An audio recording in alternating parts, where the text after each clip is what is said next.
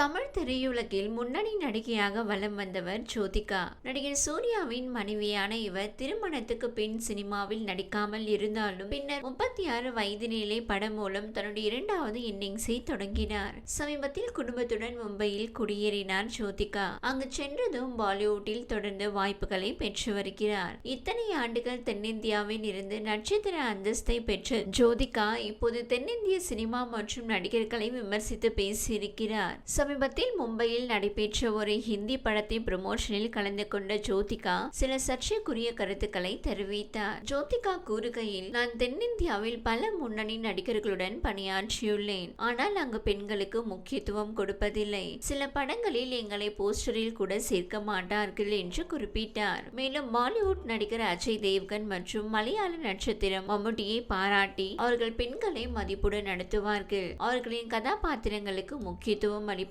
என்றார். ஜோதிகாவின் இந்த கருத்துக்கள் சமூக வலைதளங்களில் வைரலானதால் தென்னிந்திய திரையுலக ரசிகர்கள், குறிப்பாக சூர்யா ரசிகர்கள் கடுமையாக அவரை சாடி வருகின்றனர். அவர் கூறிய கருத்துக்களுக்கு முரணான பல போஸ்டர்கள் மற்றும் புகைப்படங்களை பகிர்ந்து, இவை தென்னிந்திய படங்கள் தானே, இதில் உங்கள் புகைப்படங்கள் தெளிவாக தெரிகிறது என்று கேள்வி எழுப்பி வருகின்றனர். சூர்யாவின் மனைவி என்ற மரியாதையால் நாங்கள் அமைதியாக இருக்கிறோம். ஆனால் இது போன்ற கருத்துக்கள் நல்லதல்ல என்று சில ரசிகர்கள் கருத்து தெரிவித்துள்ளனர். மேலும் மம்முட்டி சாரும் தென்னிந்திய திரையுலகை சேர்ந்தவர் என்பதை நினைவூட்டி, தென்னிந்தியாவில் வளர்ந்த நீங்கள் இப்போது பாலிவுட்டுக்கு சென்றதும் தென்னிந்திய சினிமாவை விமர்சிப்பதும் என்ன நியாயம் என்று நெட்டிசன்கள் அதிருப்தியை வெளிப்படுத்தி வருகின்றனர். ஜோதிகா இந்த விமர்சனங்களுக்கு பதிலளிப்பாரா என்பது இப்போது எதிர்பார்ப்பை ஏற்படுத்தியுள்ளது. அவர் தனது கருத்துக்களுக்கு விளக்கம் அளிப்பாரா என்பதை பொறுத்திருந்துதான் பார்க்க வேண்டும். ஆனால் இந்த கருத்துக்கள் சமூக வலைதளங்களில் பெரும் சர்ச்சையை கிளப்பியுள்ளன.